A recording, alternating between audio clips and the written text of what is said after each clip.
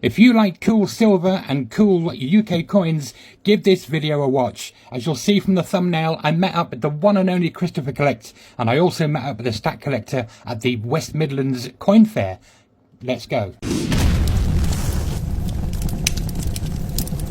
Hello there and welcome back to another video from Coin Noob.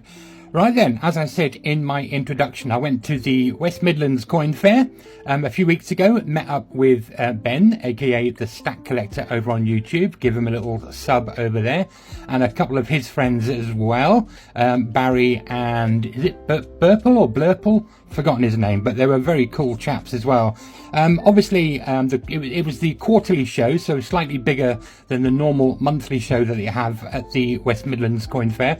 I have family who live out that way, so I popped in to stay the night before with my auntie and uncle and met some of my nephews and nieces, so that was really, really cool. Next morning, bright and early at the fair. Couldn't take any footage inside, sadly, but this is where I was. And I managed to find a nice coin, and this is it, this one. So this is a sterling silver proof ounce, not a troy ounce, just a standard avoirdupois ounce. And this one commemorates the liberation of the Falkland Islands on the 14th of June 1982. And I just thought that was a really cool design there, with the Union flag in the background. And this wonderful portrait. This is the Arnold Machin portrait, of course.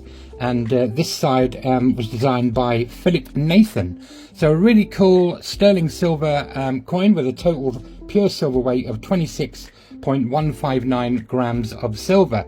And that's really cool. And it came with a cool COA as well. So this coin is 44 years old. And I will open this up somehow. Where is it? There it is. And you can have a little look. So it's actually a 50 pence proof standard, 38.6 mil, same as the Britannia, 28.28 grams, which is, of course is an avoirdupois ounce, and a limited mintage of 25,000. So I had a great time with them. We went and had a little spot to eat and drink in the cafe inside the motorcycle museum. Really, really cool place to be. And then I took a little trip down after that, down to the southwest to go and meet up with none other than Christopher Collect. He's been a really cool close friend of mine for about 6 or 7 years now, and we've met up so many times down at the Royal Mint, and very often we make it a long weekend if they're changing the strike on the day, on the Saturday to the Monday, or whatever it is. So we go down there for the whole weekend, a whole group of YouTubers and people that are, you know, friends with Christopher. And yeah, so I went down to see him, recorded some of his coin hunts, which are currently showing on his YouTube channel. The third one, I've done 4 videos with him, doing 2 £2 coin hunts and 2 50p coin hunts. And yeah, we had a right old giggle. I made it my mission to try and put him off and make him laugh. And we had a little competition as to who found the best coins in each video. I can spoil this one that I won, because this £2 coin hunt video is already out. And I found this rather cool Territories £2 coin, the Isle of Man TT £2 coin. And it was the coin of the hunt, and he very kindly let me take it home with me, so thank you to him. So let's get on then. We recorded the 4 videos, and then myself and Christopher sat down and we had a little chat. Let's get into it. Christopher Collect, how are you? I'm very good. How are you? I'm very, very well. I've had a really good day, culminating in coming in here and seeing you. For those that don't know, who is Christopher Collect? Oh, that's me. Yes, that's me.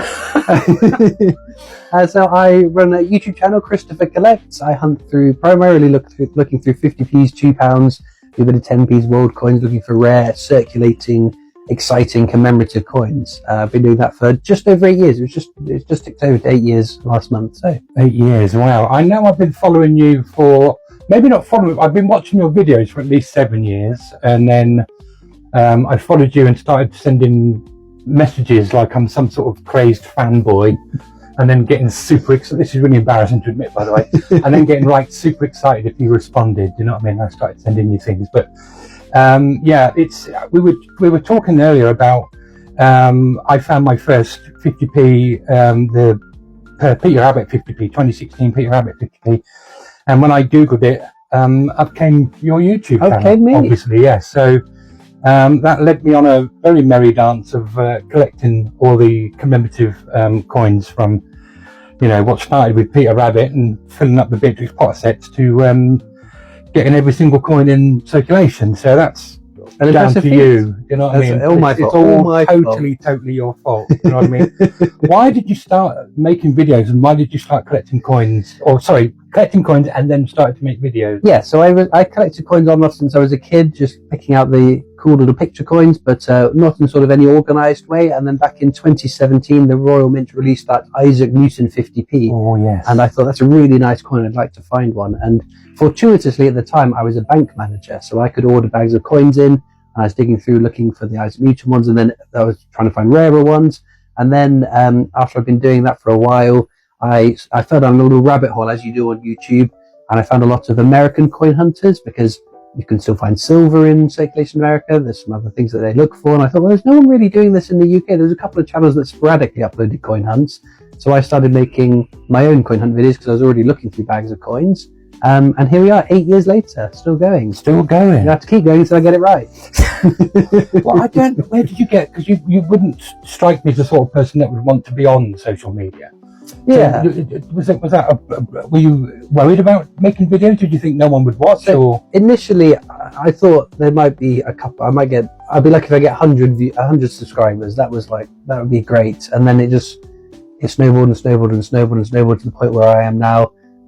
Just over 90,000 subscribers, which is crazy. But initially, it wasn't a concern because it was just my hands. yes, And sometimes my foot if I slipped a little bit, because I used to record on the floor. you did record on the floor on your carpet. I remember very distinctly. It's a lovely purple carpet. It was a very nice carpet.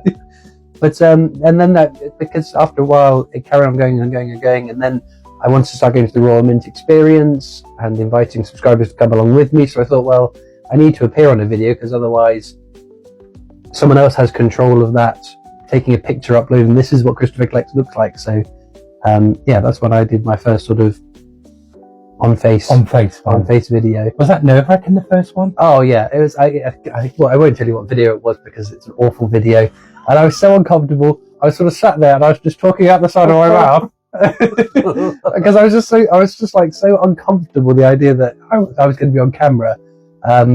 Yeah, it was just like, don't move. Move your mouth the tiniest little bit out of the corner of your mouth, and they won't see you. I'm going to have to look for this video now. You know that, don't you? I'm not telling you. I have to look for it. I can't look back at old videos. It's so cringeworthy. It's just awful. Did you worry that people were going to recognise you in the street or anything like that?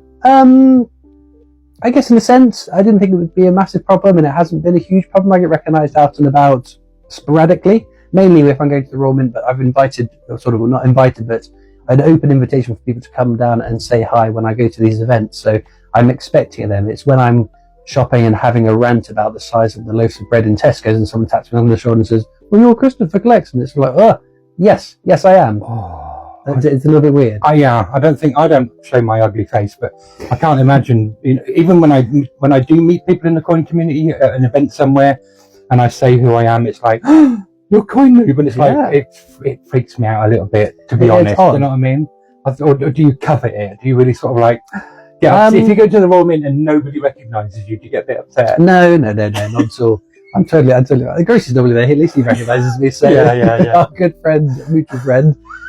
No, I think what I enjoy is when other people get excited to see me, because it's such a weird idea. I mean, I live in my head. I live with myself all the time.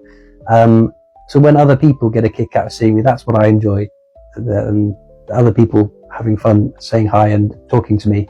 I'd be quite happy continuing to be anonymous, but the cat's out of the bag now. So you don't mind people coming up to you though, do you, and asking coin questions? Yeah, if I'm at the Mint, if I'm at the Royal Mint, or I'm at another coin event and I've said that I'm there, I'm more than happy to have a chat with people whilst I'm there.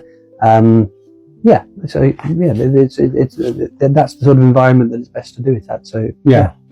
Thank you for letting me come to your wonderful little secret coin man cave with all these. The bunker. The bunker, is that what you call it? The bunker, with all this, because I guess people don't really associate you with silver, because obviously they're all the 50p's and £2 coins, but you have a vast amount of I've got a silver. few. I've got a few. And for £100, I'll give you his address. No, no, he does have beautiful silver. But you collect proof silver, don't you? Yeah. Which, and I was laughing because, as you freely admit in your own videos, you don't do it as an investment because you know that the proof coins are very hit and misses with whether they're going to get their money back or not. But obviously, with the price that silver went to recently, up to like £89, you virtually, and then with the premium on top of that, you were getting your money back at one point. It was getting there. It was getting there. It was, in terms of the metal content. So, if I was buying as an investment, I would definitely not buy the stuff that I buy because it's a terrible idea. With a proof coin, you're effectively gambling on it becoming numismatically valuable in addition to the silver or precious metal content. So, I buy things because I want them in my collection. I don't plan to sell my collection. At some point, someone's going to inherit all my coins, and then that's their problem what they do with it. I don't mind you put my name down for that. That's not a problem. What's the difference between the proof coin and the bullion coins that I collect? So it's the standard they're struck to. A proof coin is struck to a higher standard because a bullion coin, they're maximizing efficiency because they want to charge the smallest margin they can over the precious metal content. So a proof coin's got a higher finish, but a bullion coin is still struck to a nice standard. But again, it's the price point. A bullion coin, you want to be paying as close to spot as possible, whereas a proof coin, you're paying far in excess of spot because of the extra craftsmanship and the presentation it comes with, limited numbers. So are the proof coins you have all Royal Mint proof coins? Do you have any Earth Mint proof coins? Majority of them are Royal Mints. I've got to be careful because if I start buying something, I have to buy it all. I've got a little completionist bug in my head. So if I start branching out, so there's lots of very nice Isle of Man coins I'd love to buy, but again, I spend enough money on coins without adding another Mint coins into my collection. But I've got the odd piece here and there that's proof coins from other mints or other bits I've picked up along the way. Do you, making the videos, and because you're on YouTube, you're on TikTok, you're on everything, aren't you, really, under Christopher Collects? Yeah. Making doing the videos, do you see yourself as a historian, an investor, an entertainer, or an archivist? I see myself as an idiot with some coins. I don't know. It's a tough question. I guess it's an educator, more of an educator. An educator. That wasn't one of my options. I'm not really an entertainer. I don't think. I mean, you don't think it's entertaining to do videos when you find an exciting coin? Oh no way! Unbelievable! I haven't found a Kew Gardens 50p in years. That is extraordinary stuff. Some people might find it entertaining, but I would cringe at the idea of myself calling myself an entertainer. But I think an educator about circulating coins, what's out there, what the Royal Mint are releasing, what they're sharing my passion to try and get some more people collecting coins. Yeah, because you've been doing this for 8 years, as you said, has it ever sort of stopped being fun and started to feel a bit like something you have to do because you've done it historically and you've got people that rely on you, and because people do get attached, don't they? People love what you do. They've been subscribed to you for many years. Some people can get a little bit upset if you don't, not that you miss anything, because you obviously put a video out every night at 6 o'clock. Yeah. So do you feel that, do you still enjoy it for the enjoyment, or do you feel like it's a responsibility now that you have to do it? No, it's still absolutely amazing fun. I love hunting through the coins, looking for the rare coins, finding those exciting coins. It's not so great when you get a bag of coins and you don't find the ultra rare coin or an exciting rare coin, but that's just the way it happens. It's just luck and chance. There was a point where it was starting to feel like a bit of a grind.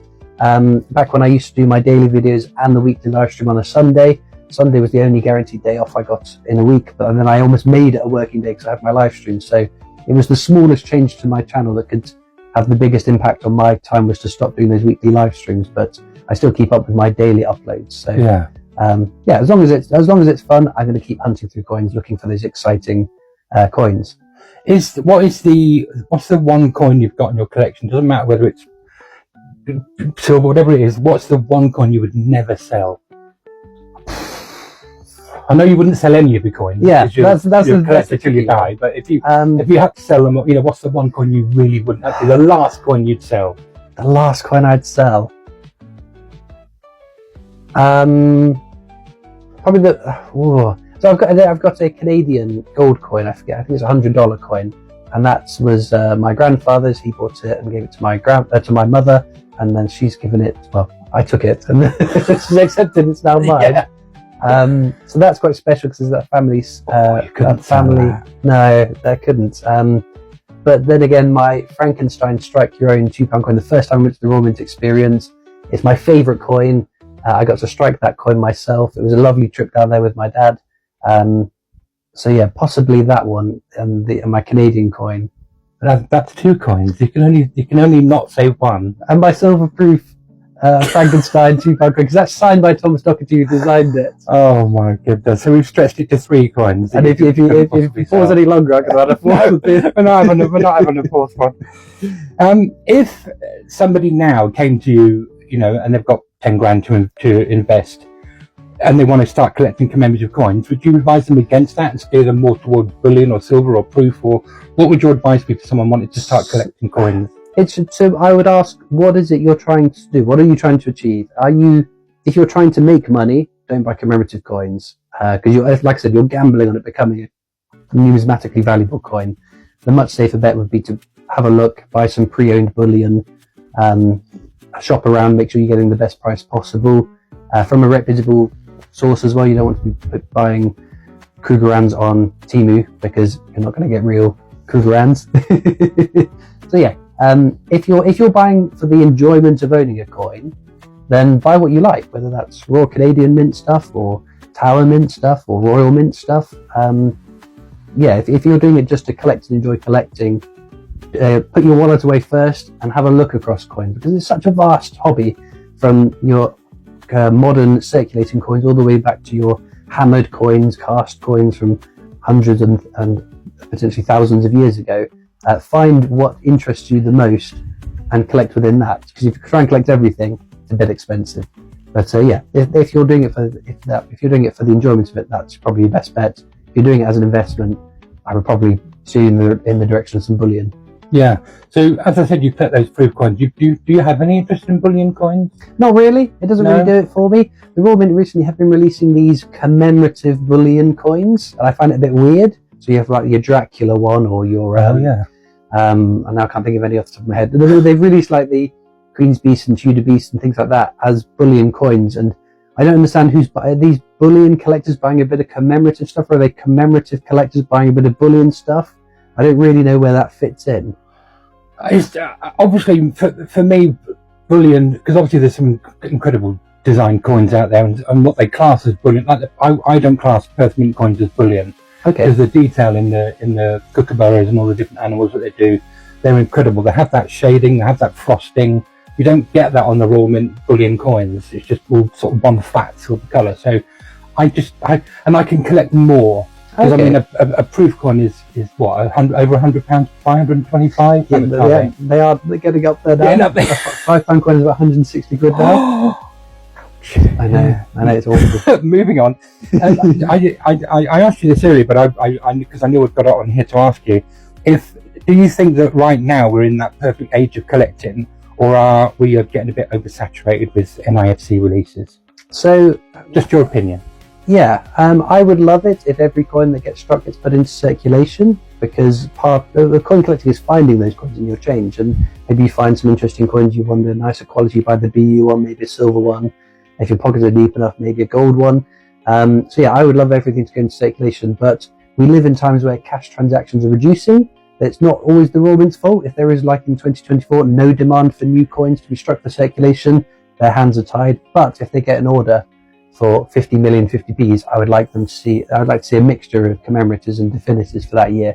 I think when I first started is the best time to be collecting coins, because everything went into circulation. It didn't stop me buying the BU versions, and then later on started to buy some silver as well. But as I started, I think my channel started to get a bit more popular. That coincided with that sort of changeover to more coins becoming non-circulating, and that's a real shame, I think. But on the flip side of it is, it's important that we carry on commemorating these great people, these great institutions, these great British values on our coins. I would much rather the Royal Mint keep striking these great people on these coins, rather than not minting anything because there's no requirement for more circulating coins. Yeah. But it is expensive because there is so much that comes out. So if you have self-control and you can limit what you're spending, whether it's by denomination or designs or things that you like and are passionate about, that's probably a bit cheaper. But if you're a bit of a completionist like me, yeah, it's an expensive time to get into raw mint coins. Yeah, I initially started just, all I wanted was the ones from circulation. Yeah. And it took a while to get all of those, and I was lucky to get Kew Gardens and the rest of it. And then when I got to the end, I thought, well, I need to carry on. Yeah. So that's when I started picking up the NIFCs, the not intended for circulation ones. So it's a bit of a slippery slope, isn't it? It is. You know what I mean? It is. I know you don't like to say, not that you're sort of self-deprecating or anything, but you don't like to say anything positive about yourself in the fact that you've got over 90,000 followers. Why do you think you've got 90,000 followers? What is it about your channel and maybe you specifically, or what you're doing, that, because it's a niche thing, coin collecting. Why do you personally think you've got 90,000 followers? So I think when I started, there wasn't a huge amount of competition, whereas now there are lots of different channels. So I got a bit of first mover advantage. There was a couple of other channels that were doing it before I was. Consistency and longevity, I guess. My stubbornness, my persistence, and not giving up. And I have uploaded daily videos for a long time now, and it feels like a streak that I don't want to break. Mm-hmm. Not that it feels like a task. I want to keep my streak. That's how like all these apps and these games get you to carry on playing, and because you've got that streak you want to maintain. Yeah, I think when I first started watching you, it was like you were so sort of family friendly and just, it was like easy viewing. I don't mean that in a nice way. Do you normally get them really nice easy music in the background to listen to, or an easy movie that everyone would love? Do you know what I mean? The way that you spoke and the way that you spoke about the coins, for me personally, I was like, this is like ASMR almost, you know what I mean? Listening to you, do you know what I mean? Which is what got me hooked, do you know what I mean? Yeah. So I think I think a lot of it is to do with your personality, and then your passion about the coins. And because you were teaching, not just me, but everyone that was watching the videos about each of the commemorative coins that came up, and you were explaining what they were and all this kind of stuff, and values and all that kind of stuff. So for me, it's because of your really nice tone and just the way that it wasn't over sensational, made to look like clickbaity, or do you know what I mean? It was just really good, useful information delivered in a nice way. Well, thank you very much. Do you know what I mean? Do you think any future coin could beat Kew Gardens? Yeah, anytime. What design do you think would ever beat Kew Gardens? The reason I ask you that is because obviously we had the Atlantic Salmon 50p, which there was massive hype around it, and it blew up and became the rarest coin. But I personally never saw it as that, because it's a definitive and not a There's potentially going to be more salmons. Yeah, I think we probably had a chat about it at the time, and I think we both said it would probably come down in value because it jumped right up to like Kew money, didn't it? What coin do you think could beat Kew Gardens? Because it's not going to be a definitive, is it? It comes out every year. It has to be a commemorative. It probably has to be a 50p, because 50p's are more popular to collectors than £2 coins. It is all down to the mintage figure. If it has a lower mintage than the Kew Garden and it's actively in circulation, because the EU presidency has a lower mintage than the Kew Gardens, but it's a big, larger, old 50p, they're not actively circulated anymore. So it'd have to be a circulating, commemorative, one-off 50p.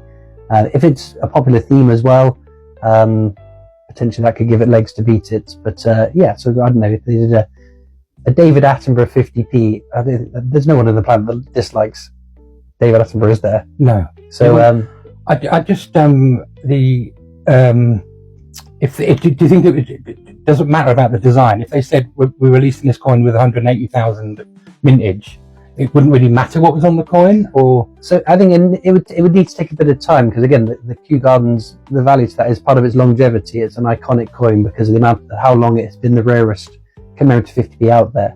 The mintage figure isn't everything, because you think about those individual alphabet 10p's. Some of them have got much lower mintages. 2019 10p. Some of them are 62,000. Yeah, it's crazy. It's around that, which is very, very low. But so it needs to be a unique design, commemorative, 1 year release with a lower mintage. Give it a few years, definitely be worth more. So a David Attenborough 50p with 180,000 mintage, that would probably end up being the most. I reckon so. Yeah. Yeah, I think I'd agree with you there. Like you say, who doesn't like David Attenborough? Does social media increase the value of coins on the secondary market? Do you think it sort of, everyone that's doing all these videos about coins, are they pushing the prices up? I think in a sense that you're drawing more people into collecting, potentially. I've spoken to so many people that got into coin collecting because they saw a video. Like you said, you found a coin, you did a bit of research, then you found all these people making videos about coin collecting. So it sort of reinforces people coming and joining the hobby because there are other people doing it and helping you along your way. You learn from watching the videos what to look out for, how to store your coins, all this sort of good stuff. So in the sense that if they're bringing more people to the hobby, then yeah, because that's the mintage figures of a coin is a limited amount of these coins, and the more people collecting, the less there is to go around, effectively. So yeah, I think so. Excellent. 8 years you've been going. Where are you going to be in another 8 years? I'll still be 25 and eternally 25. But I mean, are you still going to be collecting? Are you still going to be? Yeah, I think so.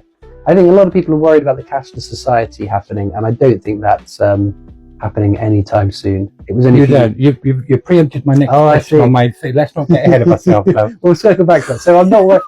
I think as long as I can get coins, as long as I'm still enjoying doing the coin hunts, I think, yeah, if you clicked your fingers and there were no more circulating £2 and 50p's, that probably would be the end of my channel, but that's not happened. Because my next one was, do you think we will move to a cashless society in the next 10 years? No. You don't think in 10 years? Yeah, it was only about 5 years ago. They tried, the government talked about scrapping the penny and the 2p coin, and the country went nuts. You're not taking our pennies and our 2p coins, and how many people use those coins? So what's the chances they're actually going to be able to get rid of all coins, like a pound coin that you actually will use from time to time? But isn't it the case though that the coins are costing more to mint than they're actually what their face value is? I think some of the lower denominations potentially, but like I said, if they can't get rid of the penny and the 2p 5 years ago, they're not going to get rid of the rest of coinage now, are they? I don't know. It'd be interesting to see what they do, because at the end of the day, if the government decides to do something, they're going to do it. Their minds could always be changed. I will have that petition. Yeah. If it looks like we're going cashless, I think it's important we have cash. There is a certain demographic in this country who are still reliant and would prefer to use cash, whether it's because they find it hard to budget. It's much easier to budget with physical cash money. That's one during this sort of cost of living crisis that we've been through. Some people have been turning to cash as an easy way to budget. And yeah, there's just some people that get a little bit left behind by technology. They don't want debit cards. They don't want to have to, I don't know, PayPal and all these other payment methods. So yeah, I think cash is here to stay. Yeah, you don't feel like the last, say, couple of decades of the younger generation coming through now with all this modern technology are slowly just going to all naturally move towards, we'll have a little chip in our fingers here and just touch the thing, you know what I mean? It's already crazy what you can do. In your 8 years, what Royal Mint release, doesn't have to be circulating or anything, whatever any release has disappointed you the most? Sorry, Royal Mint, you might be watching my naff old channel, so we're all right. See, I like being positive. I know that's why I'm asking the question. My least favourite design to come out was the Harry Potter and the Black Lake 50p. Harry Potter? And it is bad design. I'm sorry. It's a terrible design. Especially because it came off the back of the Winged Keys design, which we saw in Royal Proclamation. I was like, Harry Potter and the Winged Keys. What does this even mean? I'm not a massive Harry Potter fan, but apparently it's an important part of Harry Potter, these flying keys. So when I don't remember the flying keys. Oh, it's a really nice design. No, I mean in the films or book or whatever. I don't know. See. Oh, well, they were like key shaped and they had wings and they flew. Oh, thanks for that clarification there. Anytime. Do you feel more attached to a coin than its value justifies? Do I feel more attached to a coin than its value? Coin than its value? Yeah. Which one? Oh. Don't say I inside. I'll jump out the window. As in a particular coin in my collection? A coin that maybe not most people would say is their favourite. Do you know what I mean? It's the Christopher Ironside. Of course it is. And not because we share a name. So what I love about the Christopher Ironside coin, he's an artist that so many people have seen that they have no idea who he is, because he designed all our definitive coins when we decimalised. So the amount of people that have seen his artwork and don't know who he is, and the whole idea that initially the design on that Christopher Ironside commemorative 50p is what he wanted as the definitive 50p, But the Royal Mint twisted his arm and said, we really want to see a Britannia. Can you do a Britannia?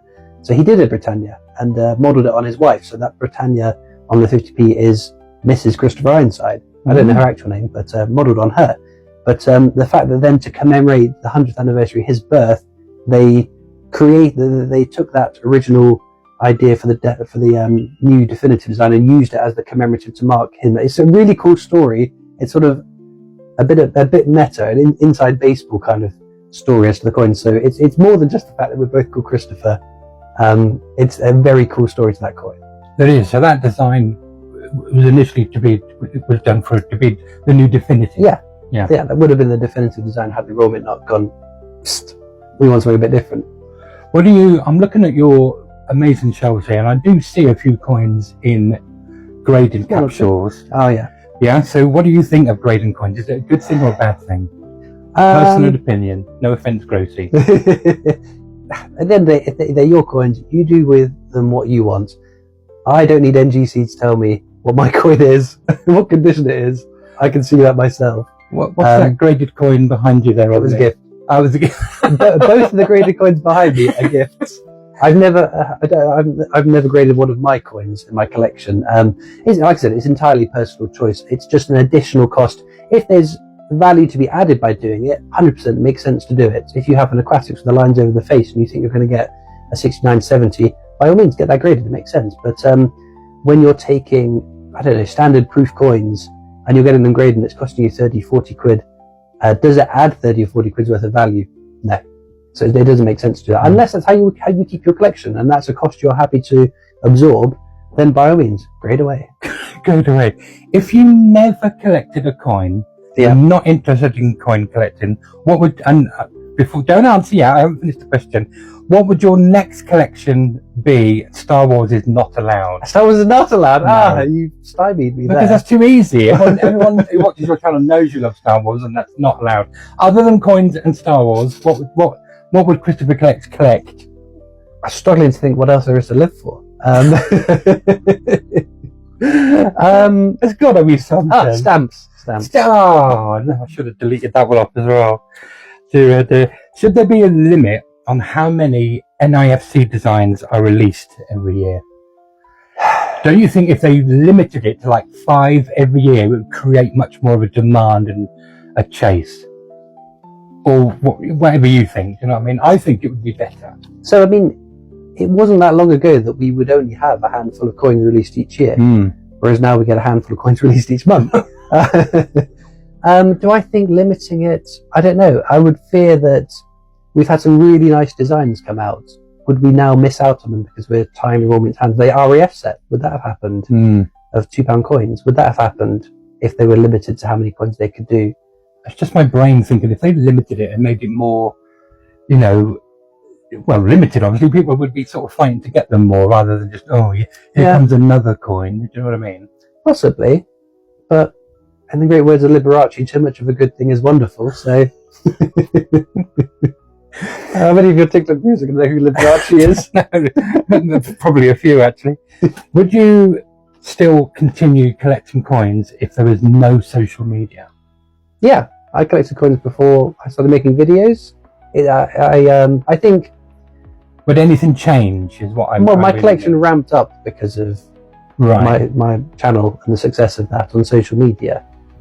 So... Would I have the collection I have today if it wasn't for Christopher Collects? Probably not.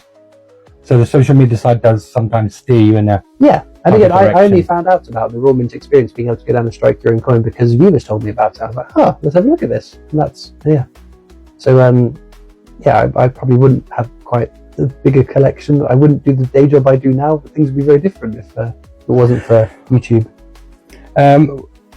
If you did get you'd like, okay, I've done it now, I've had enough of this now, do you know what I mean? Would you still just keep the whole collection, or would you sell the whole lot in one go? Because I don't buy things as an investment, if I sold everything I bought, I'd be making a huge loss. Humongous loss. Overall. So I probably have to keep it. That's some cost, isn't it? We have to get boxed up and put somewhere, and I'll just forget about it until Silver goes to the moon. Yeah. Are there any other people on social media, and I'm not digging for a compliment here, Is there anyone you like to watch, or someone who inspires you in social media? Doesn't have to be coins, actually. It could be anything. Oh, a good question. I mean, I've got to know a lot of people that coin collectors that make the YouTube videos or TikTok videos. I won't start naming people because I forget someone now and then. And then they get upset, yeah. Yeah, and they don't want to upset people. But crumbs, I don't even know what I watch a lot of on YouTube. I don't watch a huge amount of coin stuff unless someone sends me a video. I mean, I do my videos. I work as my day job at a coin dealer. I feel like I get my fill of coins. So if I'm winding down, I don't particularly want to watch more coins because I get so much exposure to coins. There's some interesting people who play video games that I like watching every now and again.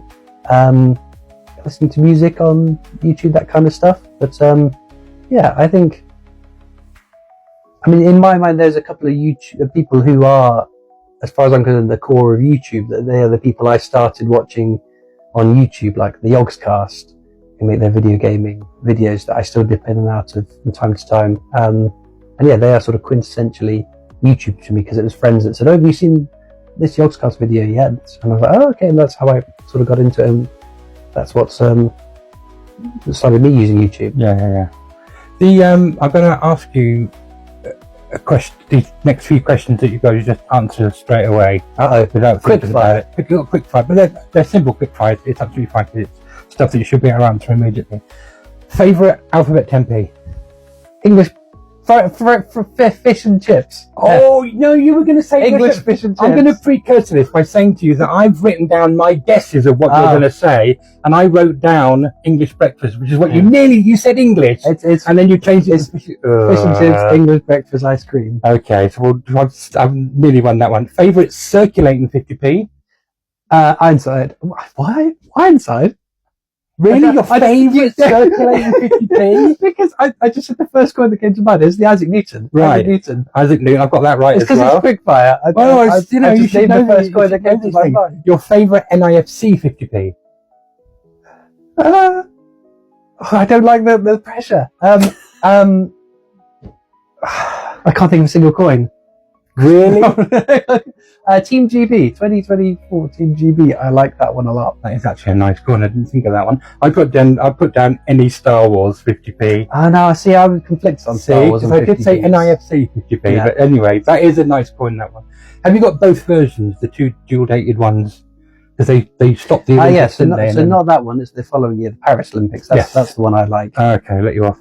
Your favourite circulating £2 coin? Circulating £2 coin. Navy Centenary. Navy Centenary.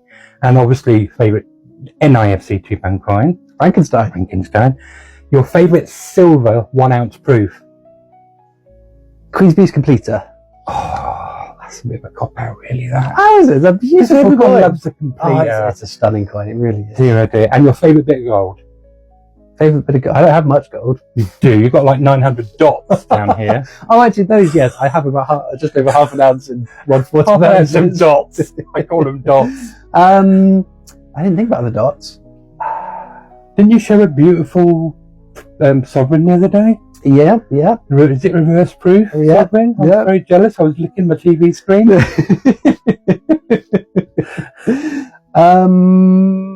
My favourite bit of gold. That's that Canadian coin that's got that family connection. I think it's quite special. I got my Team GB 50p. It's a very nice coin as well. I've got a sovereign that was passed me through family as well. That's again a pretty cool coin. So the gold side of it is all pretty sentimental, really. Yeah. I don't buy much gold because it's so expensive. Other than the little dots, but they're not hugely expensive. They are cute. I can't complain because I've been buying those 1/1000th of a troy ounce. Oh, like note things and tiny little things. You know what I mean? They're not very good, really, but they're like 20 quid, so they're not that expensive. Yeah. My last question is there a question you've never been asked that you really wish somebody would ask? That I really wish someone would ask? You think, why don't they ever ask me about that? No, normally it's, why are people asking that question? Or why are they still asking this question? That's what goes through my mind. I don't know. I don't know. I can't think of anything that I want people to ask that they haven't asked. I quite like questions that aren't coin related, because I do my weekly Q&As on the 10p's, and a lot of it is coin, and then someone will ask something a little bit weird, a little bit different, I guess is a better phrasing of it. Yeah. And that's it's quite nice to sort of explore the thought outside of coins, if that makes any sense. Yeah. So in your comments on his videos for his next 10p hunt, you're not allowed to ask any coin related questions. It has to be something else, and make it exciting. Yeah? Yeah. Would that be fair enough? Christopher, you're a little legend. We've been friends for a long time. We've met up at the Mint many times, and sometimes we stay. A whole load of us all stay down there for the weekend, and we have a great time. And you're always so kind and welcoming, and you're a top bloke, you know that. So yeah, what's the next Mint trip that you're aware of? I am going on the 29th of March at 1 p.m. So I'm looking weirdly because I've got it written down because I keep forgetting the date and time. You get the Dennis the Menace 50p Strike Your Own. Strike Your Own. Oh, I might come down for that one. Yeah, you'll see you then. Thank you for letting me come here today. Coming along. The people have got a little surprise coming up with me and you together. Yeah. Because that'll be We made some coin videos. We made some coin videos. That sounded a bit ominous the way I said it then, like we'd made a baby or something. But he's very kindly let me do some coin hunts with him, so I'm very grateful for that. It's so exciting to be here and do some coin hunts that I haven't had to pay for and get the coins out of the bank, because that was quite scary when you get thousands of pounds out of the bank and then but no, very quick walk back to the car. And we found a few nice little let me rephrase that. I found a few nice little coins. Did you hear mine? As well as I heard that. Yeah, it was really, really cool. No, honestly, thank you very much for having a little chat with me. I really do appreciate it. And thank you very much. Give us a like and a follow if you haven't already. And where can they find you, Christopher? Where can they come and see your videos? Oh, my videos? YouTube. Oh, yeah, that's where you'd like people to go primarily. Yeah, I haven't uploaded to TikTok in a long time. Have you not? No. How rude. YouTube. Christopher Collects on YouTube. Come and give him a follow. Wouldn't that be great to get him to 100,000 followers, and you'll get a YouTube play button, wouldn't you? I would. Oh, where would that YouTube play button go? Have you ever thought about that? Is he going to go like right in the camera shot there, or? Of course, yeah. I'm going to fashion it into a hat. Is my raw mint plate going to be dumped to make way for the YouTube plat? And feel free, guys, to send some lovely things in to Christopher, because he really does 100% appreciate it. He's even had a piece of lead pipe before now. I don't know where it is on here, but you have got a bit of lead pipe, haven't you, or brass pipe. There is a draw handle. A draw handle as well. See, He loves it. He loves all the kitsch stuff. He really, really does. No, thank you very much, Mr. Christopher Collects. Thank you for coming along. Thanks, guys. See you later. So that was a good chat then with Christopher Collects. A massive thank you to Christopher for allowing me into his inner sanctum and to see all of his wonderful coins in his display in the background there. He does have a huge collection of obviously circulating NIFC coins, silver-proof coins, gold. Really, really cool. Thank you, Christopher Collects. Let me know if you like this one. Give us a like and a follow if you haven't already, and we'll see you again soon for some more lovely, lovely silver. Bye-bye.